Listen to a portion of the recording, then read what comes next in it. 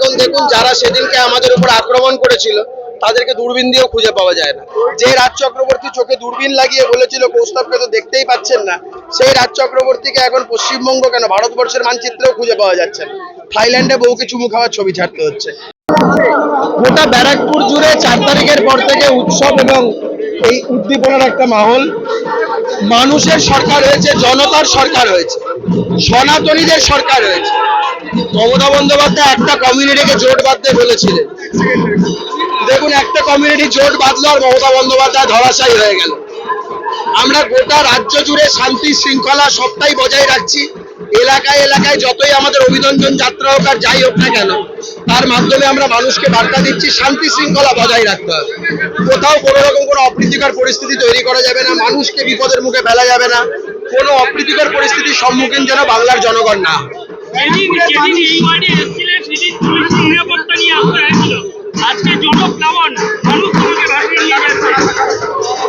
গণতন্ত্রে মানুষই শেষ কথা বলে।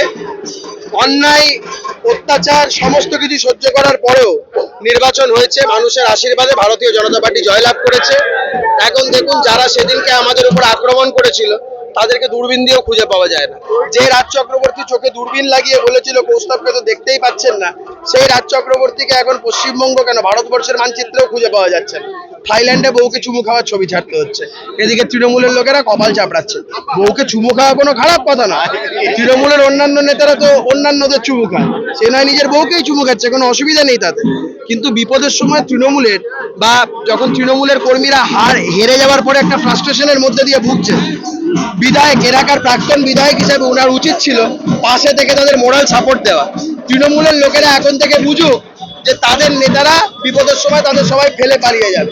এই কৌস্তভ বাগচি বিধায়ক হওয়ার পরেও বলেছে তাদের যে কোনো বিপদ আপদ ফ্রাস্ট্রেশন যেটা হবে কৌস্তভ বাগচি সমস্ত কিছুর জন্য আছে। আরে কৈলারের বিধায়কের বাড়ি দেখে অবাক হয়ে যাচ্ছেন? আমাদের ব্যারাকপুরে এমন এমন অনেক কাউন্সিলর আছে, টিটাগড়ের এমন অনেক অনেক কাউন্সিলর আছে যাদের সম্পত্তির খতিয়ান যদি জনসমক্ষে চলে আসে অনেকের মাথা খারাপ হয়ে যাবে।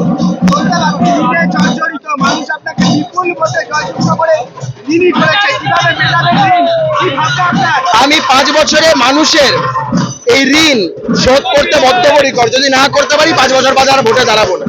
আমি কারখানা খোলার ব্যাপারে, স্বাস্থ্যের ব্যাপারে, শিক্ষার ব্যাপারে ইতিমধ্যেই উদ্যোগী হয়েছি। 2টো কারখানা খোলার ব্যাপারে আমার ইতিমধ্যেই কথাবার্তা চলছে। গতকাল প্রশাসনিক মিটিংয়ে আমি বিএন বোস হাসপাতাল নিয়ে বেশ কিছু আমার প্রশ্ন আমি সেগুলো রেখেছিলাম।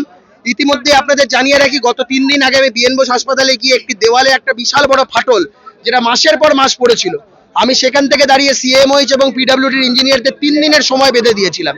যান গিয়ে দেখুন কাজ হচ্ছে পুরো দমে। আমাদের সরকার কোন রকম কোনো মানুষের জীবন নিয়ে কম্প্রোমাইজ করবে না। 5 বছরের ঋণ মিটবে। আপনারা দেখুন না, এই সরকার দাবাং সরকার। নমস্কার, এই মুহূর্তে সরাসরি দেখতে পাচ্ছেন টিটাগড় থেকে যুব মোর্চা ব্যারাকপুর সাংগঠনিক জেলার পক্ষ থেকে আয়োজিত বিজয় যাত্রা, সেই বিজয় যাত্রার ছবি সরাসরি দেখতে পাচ্ছেন।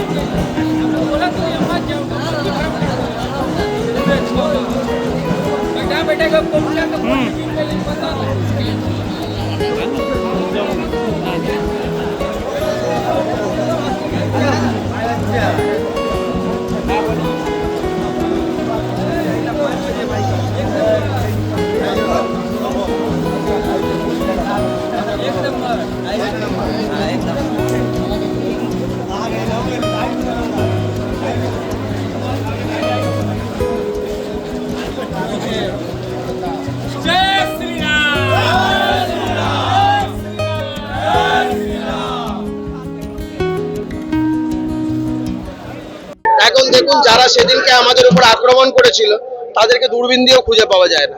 যে রাজ চক্রবর্তী চোখে দূরবীন লাগিয়ে বলেছিল কৌস্তবকে তো দেখতেই পাচ্ছেন না, সেই রাজ চক্রবর্তীকে এখন পশ্চিমবঙ্গ কেন ভারতবর্ষের মানচিত্রেও খুঁজে পাওয়া যাচ্ছে না। থাইল্যান্ডে বউকে চুমু খাওয়ার ছবি ছাড়তে হচ্ছে। গোটা ব্যারাকপুর জুড়ে 4 তারিখের পর থেকে উৎসব এবং এই উদ্দীপনার একটা মাহল। মানুষের সরকার হয়েছে, জনতার সরকার হয়েছে, সনাতনীদের সরকার হয়েছে। মমতা বন্দ্যোপাধ্যায় একটা কমিউনিটিকে জোট বাঁধতে বলেছিলেন, দেখুন একটা কমিউনিটি জোট বাঁধলো আর মমতা বন্দ্যোপাধ্যায় ধরাশায়ী হয়ে গেল। আমরা গোটা রাজ্য জুড়ে শান্তি শৃঙ্খলা সবটাই বজায় রাখছি। এলাকায় এলাকায় যতই আমাদের অভিনন্দন যাত্রা হোক আর যাই হোক না কেন, তার মাধ্যমে আমরা মানুষকে বার্তা দিচ্ছি শান্তি শৃঙ্খলা বজায় রাখতে হবে। কোথাও কোনো রকম কোনো অপ্রীতিকর পরিস্থিতি তৈরি করা যাবে না, মানুষকে বিপদের মুখে ফেলা যাবে না। কোনো অপ্রীতিকর পরিস্থিতির সম্মুখীন যেন বাংলার জনগণ না হয়।